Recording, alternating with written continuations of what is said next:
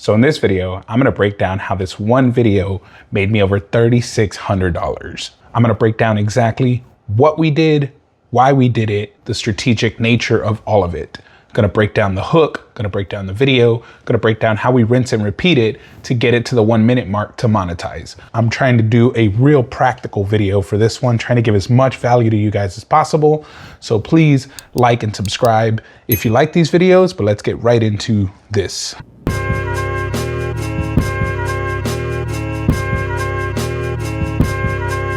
The mistaken cosplay video in question, it starts off and already in the first few seconds, we already have multiple things at play. What's your cosplay and what have you been mistaken for? I am Mr. Glass. So what's your cosplay and what have you been mistaken for? That's 1 second. 1 second in, I've already explained the premise of the video. What's your cosplay and what has it been mistaken for? In our community, in the cosplay community, that's where I have my main channel. In the cosplay community, everyone at one point or another has had their cosplay mistaken. No matter how good it is, no matter how on the nose it is, how much work you put into it, someone who isn't familiar with the fandom or doesn't know mistakes you for something else. Like a Spider-Man getting mistaken for Deadpool, for example. It happens. I know how obvious it seems, especially after the movies come out, but people still make the mistakes. It lends to hilarious situations. So we figured we'd start the series of a shared experience in the fandom that everybody can relate to, everyone watching this, and general fans can relate to it, because it's funny when you get mistaken for something else. It's a funny happenstance, not harmful to anybody. In the first frame, you can already see what the video is about in the first second, and then we put graphics to nail it even more. You see San Diego Comic-Con.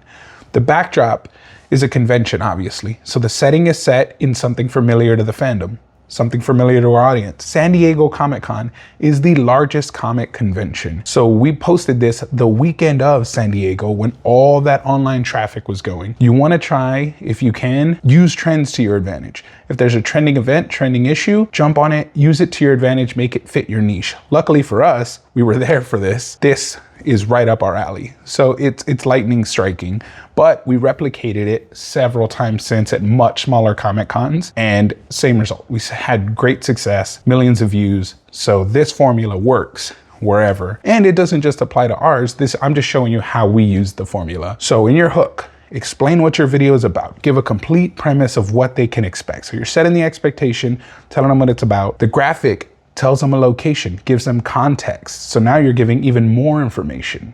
And just in case they didn't get it, I put Mistaken Cosplays SDCC edition, San Diego Comic-Con edition. So I'm telling them there's multiple, subconsciously even, there's multiple mistaken cosplays in this video. It's Mistaken Cosplays with an S, meaning there's more than just this individual. But in this first frame, you can see he has a very bright purple suit. We're in San Diego Comic-Con, so there's already scroll stoppers all throughout this thing. San Diego Comic-Con, largest event, being one scroll stopper. Him in a bright purple suit with the cosplay is lending another scroll stopper to it, and the text, Mistaken Cosplays. If you're in the cosplay community, you watch cosplay content, so there's another scroll stopper. So we're layering the scroll stoppers in the first second. We're not even a second into the video, and we already have those components in. Let's play through and you'll see how we keep going. I am Mr. Glass from Unbreakable, and I've been mistaken for a pimp named Slickback from the Boondocks. Say it ain't so. All together though, a pimp named Slickback. So this mistaken cosplay, the funny thing about it, I've tested this. We've tried with me laughing and without me laughing. And when I laugh, it gives the audience permission to laugh. It lets them know we're having fun here. It's okay. It's very hard for me not to laugh. So I really had to try to test it. My castmates, a little easier for them not to laugh. So we tried some without them laughing and we noticed the performance was significantly lower. So there's psychology all throughout this video. My laughing gives them permission to laugh, let them know we're having a good time, and releases dopamine. So what are we, 3-4 seconds in and boom, already have your first dopamine hit. The mistaken cosplay, you either A, knew who he was and laugh at the mistaken cosplay, or B, you don't know who he was and we reveal who they think he was, and you might have thought the same thing. So what does that do? People jump into the comments and like, how did they make that mistake? Or holy I thought he was that too. So either way, you have people jumping in the comments, commenting on this cosplay. So we're a couple seconds in, we've already had a full story unveil, but I just play with it. I give it a little more personality here. You can see we also have text on the screen. The text on the screen is very important in short form because a lot of people listen either low volume or volume off because they're at work. So they're not supposed to be scrolling. So you want them to be able to get the story without hearing it. So try to tell your story on multiple fronts, guys. So we continue on. A pimp named Slickback. Yes. I was like, but I don't have the hat. No. I don't have the hat at all, and I got the part going. It's Mr. Glass. Easy to tell it's Mr. Glass. Do you have a social media, something we can tag you with? Yeah, you can find me at tpinco. So there's another thing we do. In the cosplay community, credit is a big deal. Like, cosplayers want recognition for their cosplay. However, the majority of content creators who get cosplay content don't credit. They don't tag, they don't acknowledge, they don't give them an opportunity to put their handles out there. We are a cast of cosplayers. Like, the majority of the cast cosplays. So we know how important that is to a cosplayer. So we make sure in every video, we let them get their handle in, if they have one, if they want to. Some people don't want to, but we give them the opportunity to share their handle so they can get credit, so they can gain audience. And that's our way of thanking them for giving us their time, because they don't owe us anything. They don't owe us stopping and talking about these and sharing their hilarious stories. It's just building community. So we let them share their handle. And that builds a ton of goodwill with our community, because they know our genuine, authentic intent is to just convey and share stories and share this amazing community. Con Culture Podcast is the name of the channel. We are just trying to capture the culture and spread positivity through the content. And it's clear here that we are trying to uplift cosplayers. The great thing about getting millions and millions of views on these videos is that they also gain thousands and thousands of followers from these videos. So we've had several cosplayers overnight wake up to thousands of new followers. That was the point of the podcast. It's to spotlight cosplayers, spotlight creatives, artists, vendors, all of that. Whatever we can highlight and elevate, we're going to genuinely, authentically, and positively.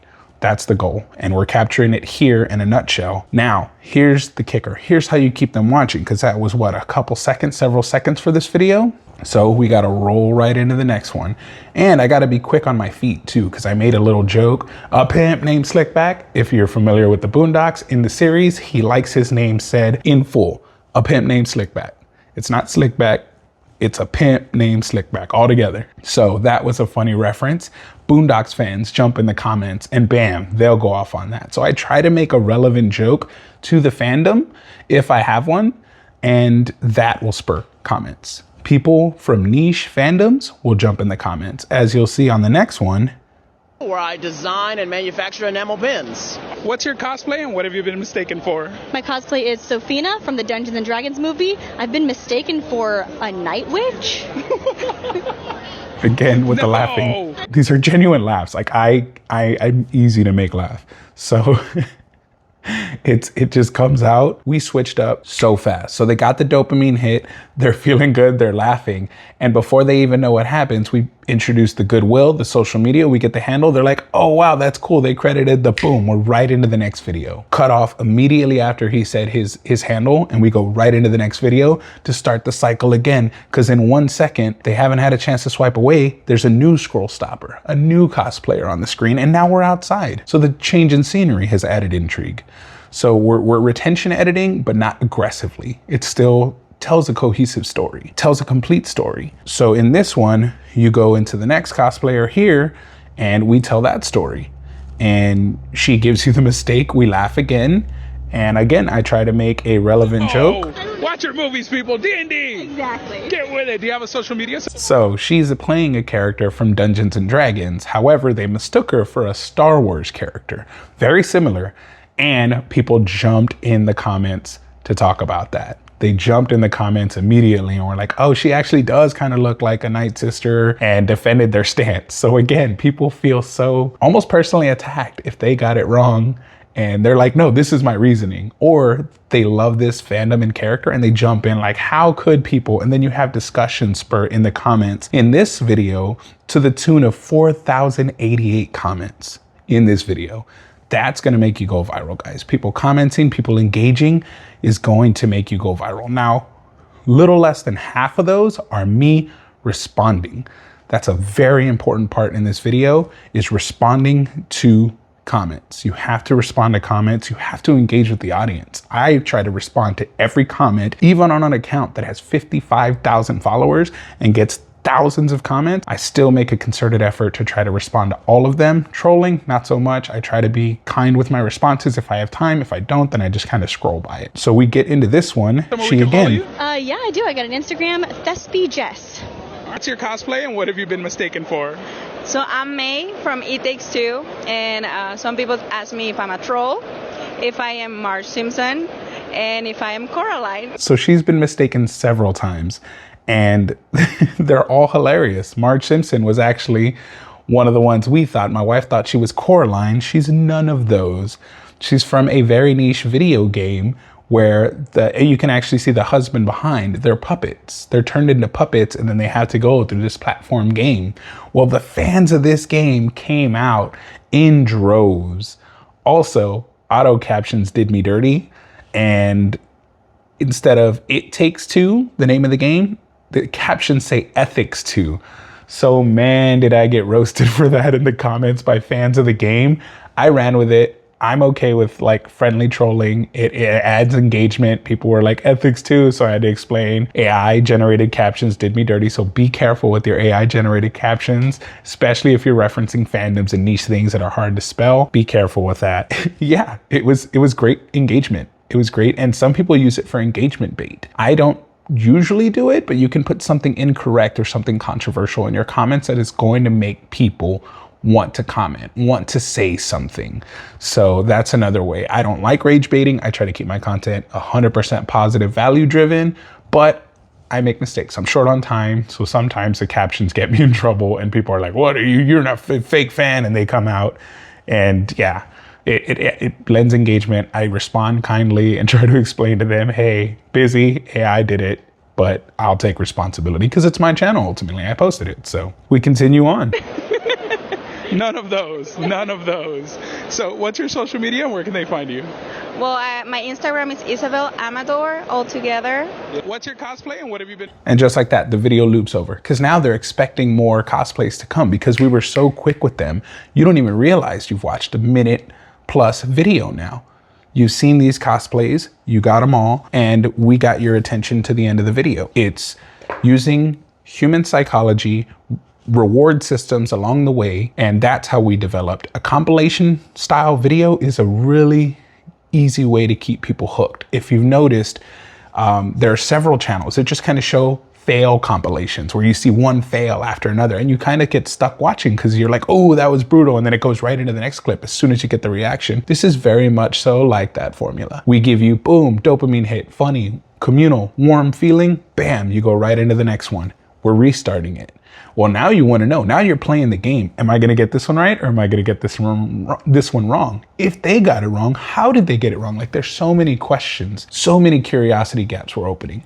That is a big one, guys. Open, and probably the most important one, open a curiosity gap. If you can open a curiosity gap, you're gonna get people past that 5-second mark, which on TikTok, you need to watch it for 5 seconds for it to be a qualified view. So even if they just watch for 6-7 seconds and then they drop off, that still counts as a view, that still counts as a monetizable video. Those are the tips that I have for making a very viral video. Now we've tried this multiple times since and have gone over 1 million views 7 or 8 more times. So this is not a fluke. It doesn't matter. We've tried it with different individuals, different hosts, different cosplayers, big conventions, small conventions. The result is the same. The formula is solid. State what your video is about in the first few seconds. Make sure there are scroll stoppers in the first frame. Make sure there's something popping, something colorful, something that's gonna catch them and get them to watch and hear your 1-second pitch. So after that hook, make sure there's a dopamine payoff pretty early in the video. Within the first 10 to 15 seconds, ideally, boom, you get a dopamine hit. Something fun happens, something changes, something exhilarating, something that looks painful even something that sparks aggression. Whatever emotion you're trying to elicit, try to get that in the first 15 seconds and then bait them right in with another curiosity gap, either on the same topic or in the compilation style, like in this video, and then boom, start the cycle again. Then when the video ends, this is a tip from Jenny Hoyos, end it as soon as the video ends, boom, within a second of the last mark, hit it, and the video is done, and it goes into the video all over again, and that boosts your watch time. So now they weren't watching 100%, they were watching 105%. So, and if they're in the comments, forget it. Your watch time's going through the roof because they're in there replying to comments. There's fights going on in the comments. We try to keep it as positive as possible, but people are going to be people on the internet. So yeah, use all of that to your advantage, guys. Thank y'all so much for watching. Again, if this gave you value, please please subscribe to this channel. It is a small channel. If you have a question, I'll reply to every question you put in the comments, or I'll make a whole video about it. Thank you guys so much for watching. Until next time, keep creating.